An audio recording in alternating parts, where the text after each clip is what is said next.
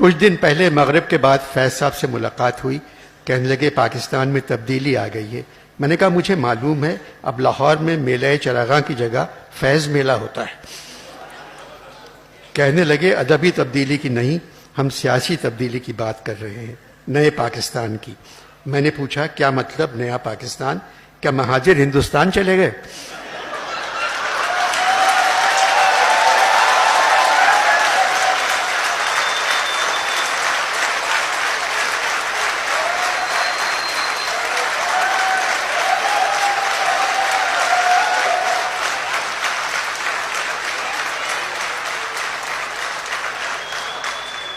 کیا مہاجر ہندوستان چلے گئے؟